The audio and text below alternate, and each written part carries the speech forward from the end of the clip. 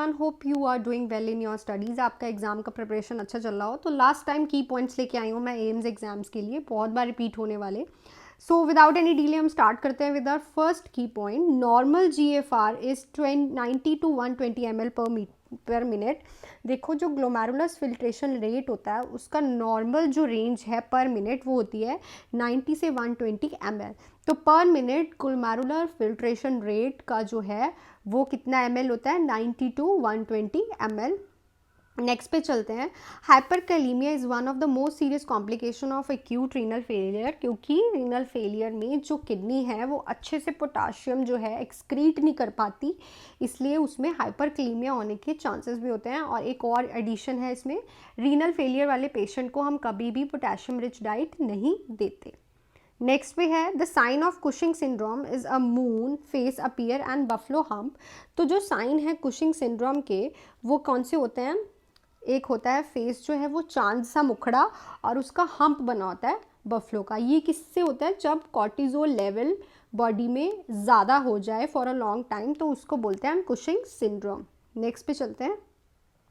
The baby attain, यहाँ पे attain आएगा, ठीक है, attain 3 times of its birth weight by 1 year। एक साल पे जो बच्चा है 3 गुना बर्थ वेट कर लेता है। अगर वो 3 kg का था तो वो 1 year में 9 kg का हो जाएगा।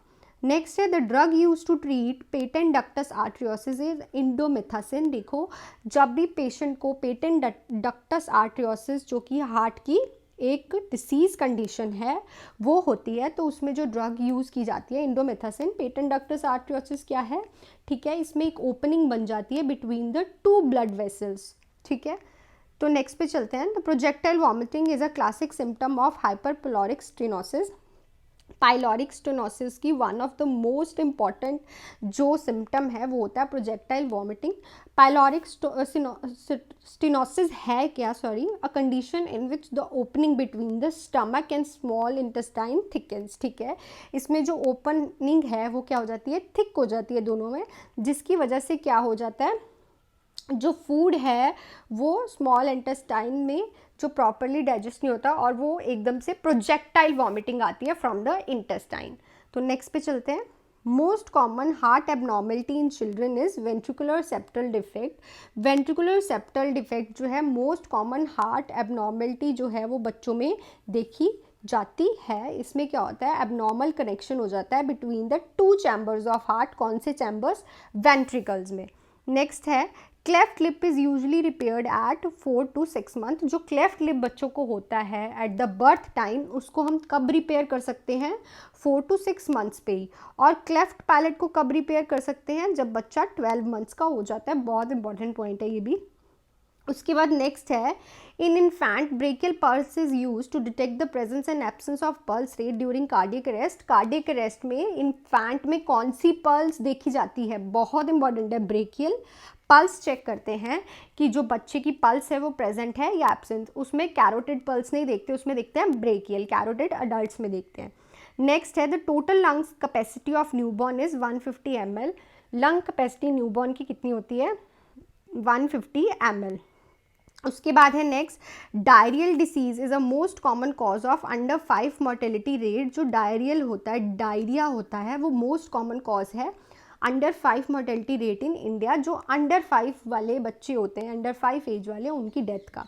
Blood loss in excess of 500 ml following birth of baby called postpartum haemorrhage. जब 500 ml से ब्लड लॉस ज़्यादा हो जाए, ठीक है, बेबी के होने के बाद, उसको बोलते हैं हम PPH, that is postpartum haemorrhage. तो इसकी वैल्यू आ सकती है। नेक्स्ट पे है streptomycin crosses placental barrier, so it is contradicted during pregnancy. जो स्ट्रेप्टोमाइसिन है वो प्लेसेंटा के बैरियर को क्रॉस कर जाती है और वो बेबी तक पहुंच जाती है, जो कि बच्चे को कंजेनाइटल एबनॉर्मलिटीज़ कर सकती है, तो उसको कॉन्ट्राडिक्टेड होती है वो प्रेगनेंसी में। When the combined duration of first and second stage is less than the 2 hours, it is called precipitated labor. तो precipitated labor किसको बोलते हैं?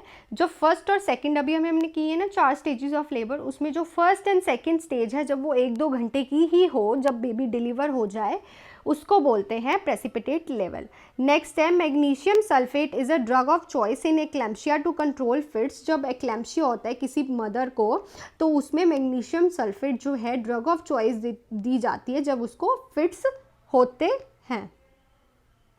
नेक्स्ट क्वेश्चन है abortion is considered before the 20 week of a gestation. जो abortion है वो 20 week से पहले ही होता है. नेक्स्ट है Chadwick sign.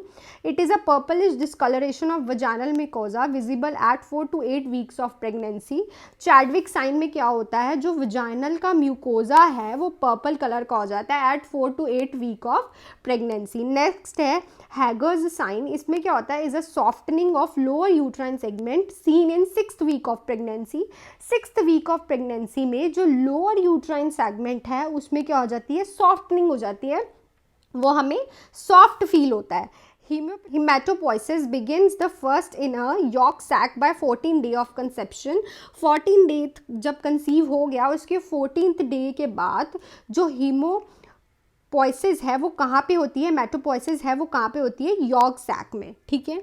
So these are some 20 last minute की points for M exams. I hope कि आपको पसंद आया हो. इसको एक बार सी थ्रू कर लीजिए, और अगर आप वीडियो ये अभी तक देख रहे हैं तो please hit the like button and subscribe to my channel. Thank you so much and all the best.